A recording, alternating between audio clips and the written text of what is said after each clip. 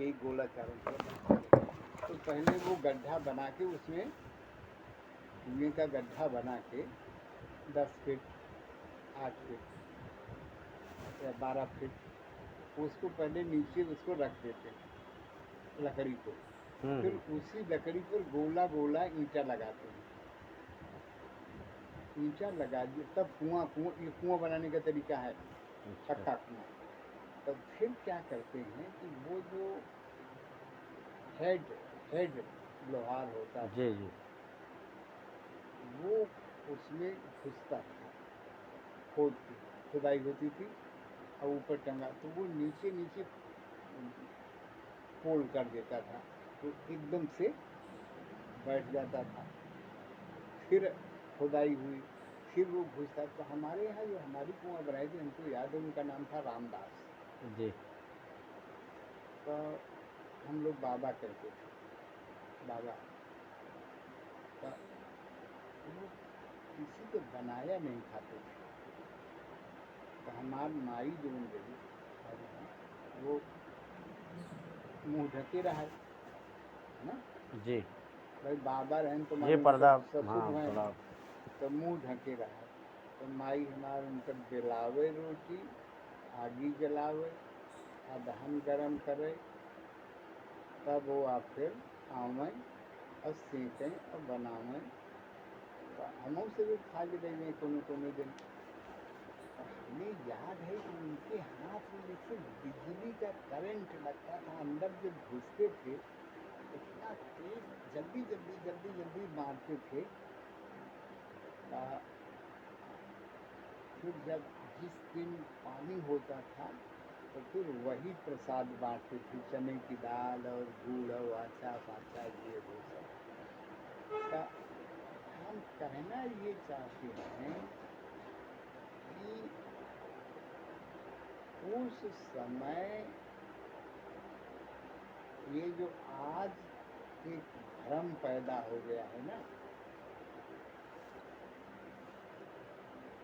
आप नीचे हैं हम ऊंचे हैं, आप ये वर्क का कॉन्सेप्ट था और यजमानी प्रथा थी।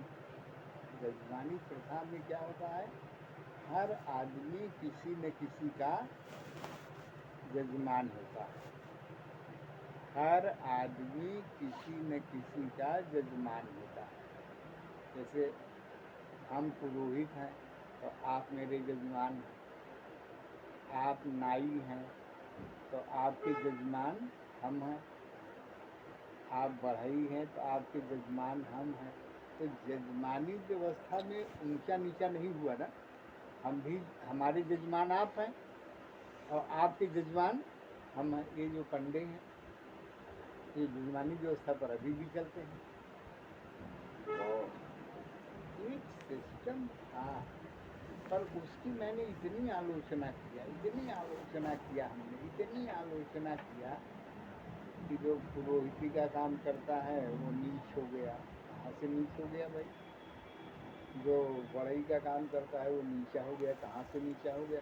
वो बर्तन देने वाला मिट्टी का फूल आपने ख़त्म कर दिया, अब आप जाइए प्लास्टिक मुंह में भरिए।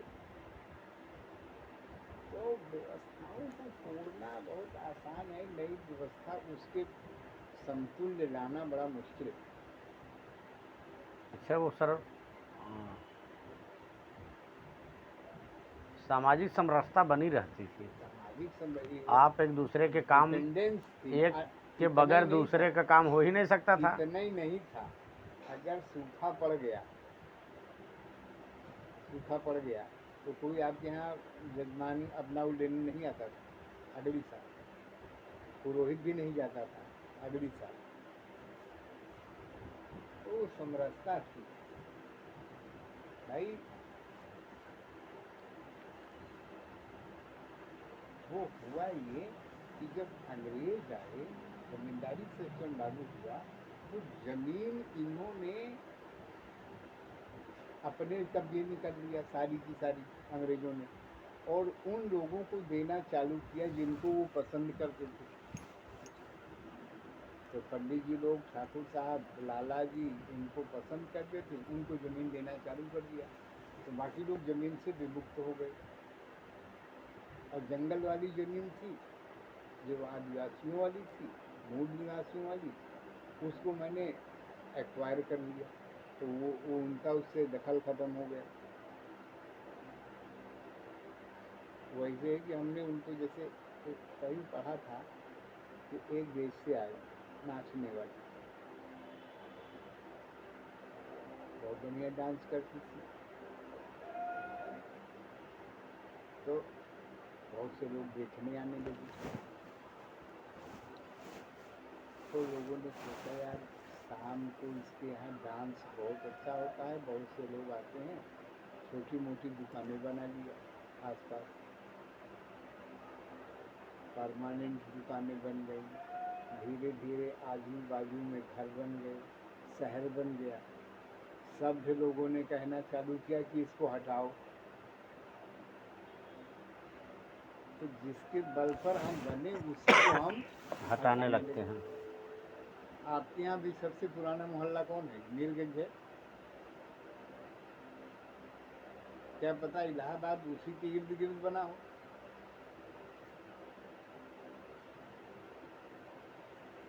सही बात, जहाँ हर तरह की सुविधा रहेंगी जनघनत्व भी तो वहीं होगा।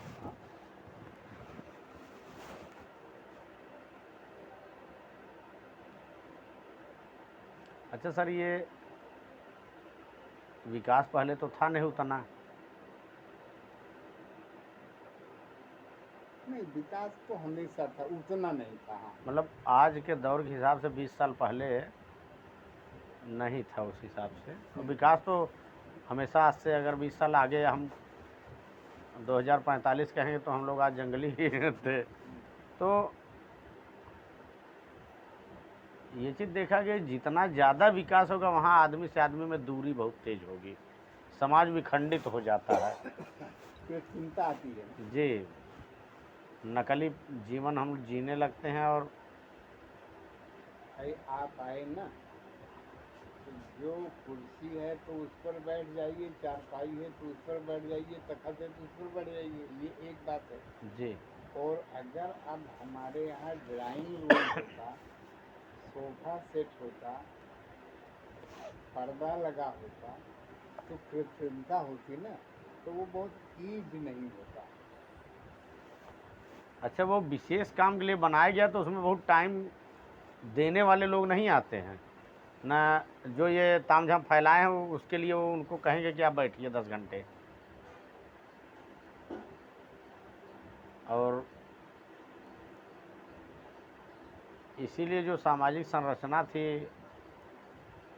कहीं मैंने पढ़ा था कि चातुर्वर्ण्यम मया सृष्टि गुणकर्म विभाग सर, गीता में है। तो जी गीता में। तो जैसे हर देश का अपना एक अलग समाज है, नहीं, एक बात उसकी और अपनी था, एक संस्कृति है। ये जो चातुर्वर्णम में जी, इंटरचेंजेबिलिटी भी थी। माने आज आप एक वर्ण में हैं तो कल आप दूसरे वर्ण में चले जाएंगे। जैसे विश्वामित्र क्या थे? ठाकुर। बाद में वो क्या हो गए? ऋषि। ब्राह्मण। रैदास। रैदास क्या थे? Schedule caste. चमार, कहाँ चले गए? संत। अपर कास्ट में चले गए। तो इंटरचेंजेबिलिटी थी। जी, और मैंने ये भी पढ़ा है कि वर्ण व्यवस्था तो थी, लेकिन जाति व्यवस्था नहीं थी। वो कर्म आधारित था मामला, वर्ण। वही कर्म जो है वो नीचे जब खिसका, तभी तमाम तरह के प्रोपेगेंडा फैले। नहीं, मेरा ये कहना था सर कि जैसे शहर में, जैसे आप गांव से आए हैं, आप गांव से आए, यहाँ मुझे लगता है कि लोकल कोई ही होगा जो यहाँ का होगा। करेक्ट। अगर जो यहाँ का है वो कहीं न कहीं अंडा बेच रहा है, चाय बेच रहा है, मूंगफली बेच रहा है। किराए की दुकान खोला, हाँ, कमरे पे उठाया है और खुद फटे हाल है, उसकी स्थिति ठीक नहीं है। बिल्कुल सही। और तो यहाँ हैं सब गांव वाले ही, सब तो इस कारण से चाहे कोई पूर्व से आए, कोई पश्चिम से, कोई उत्तर से, चाहे दक्षिण से, वो लगाव है, वहाँ का खून बताता है कि आप रहिए तो 10 लोगों से मिल के रहिए, कुछ प्रोग्राम पड़े बुलाइए। ये पूजा पाठ उल्टा सीधा जो था, इसीलिए था कि आप आइए और बुलाइए, सबको बुलाइए, आपके बगैर काम नहीं। जैसे पहले कुम्हार था तो अगर वो कुल्हड़ न बना के देता, कसोरा न देता, बिया हो ही नहीं सकता था, मुसहरा पतरी नहीं देता, खा नहीं सकते थे। और मतलब सभी की भूमिका थी कोई बड़ा काम करने में, और उतना लड़ाई झगड़े कम होते थे। बिल्कुल नहीं। और जब ये सब, क्योंकि सब जानते, माता जी प्रणाम, जब सब लोग आ गए तो विवाद शुरू हो गया। हाँ ठीक बा। तो अब सर सब खाली हैं, एक फैक्ट्री खुल गई, 10 लोग सब जाके कमा रहे हैं, तो खाली समय मोबाइल उनको विभिन्न प्रकार के ज्ञान दे रहा है, तो झगड़ा इसीलिए। मैं एक बार पढ़ा था, जो नागरीय संस्कृति, नागर का मतलब होता है बहुत चतुर आदमी। नागर जी, जो बहुत चतुर हो, चतुरता में दुष्टता छद्म रूप में छिपी रहती है, वही नागरी। और शहर में ये चीज़ें बहुत आराम से पाई जाती हैं। वो नंबर 1 के लफाज धूर्त। अड्डे जी की उस लाइन बहुत तुमको सुनाया था मैंने, ऐ सांप जी, तुम सब भी तो हुए नहीं, नगर में बसना भी तुमको आया, एक प्रश्न पूछूं उत्तर दोगे, फिर कहाँ सीखा डसना, विष कहाँ पाया। गांव का आदमी भी चालाक है ऐसा नहीं, लेकिन तब भी उसके अंदर एक अक्खरपन है और एक मदद, रियल मदद करने की एक कामना भी है कि आपके यहाँ 4 घंटा बैठा रहेगा। यहाँ का आदमी आपके यहाँ एक आधा घंटा ज़्यादा नहीं बैठ सकता। आधा घंटा तो बहुत ज़्यादा, बस हाय हेलो किए बस, हाँ, अपने दरबार में घुसे। हाँ। और गांव का आदमी आपके यहाँ मतलब, अब जैसे मैं उस दिन जब तुम्हारे यहाँ गया था तो वो जो मूछ वाले आए थे, गुलाम मिश्रा प्रधान जी, हाँ, हमसे पहले आए थे जी, हमसे पहले आए थे और हमसे बाद में गए होंगे। जी जी, ठीक है, वो अपना थोड़ा गप मार रहे थे, लेकिन कम से कम बैठे तो थे वो 3, 4, 5 घंटा ना। यहाँ कौन बैठेगा आपके यहाँ 4 घंटा? सर वही, इसीलिए वहाँ समाज है, गांव में समाज, शहर में समाज कहाँ नहीं होता है? शहर में समाज नहीं, शहर में पार्टी है केवल, पार्टी। खाइए और जाइए, और जो उचित भुगतान करना हो करके जाइए, खाली मत जाइएगा। जो उचित भुगतान है वो करके जाए। और मुझे लगता है कि पहले जैसे शादी या कुछ प्रोग्राम होता था,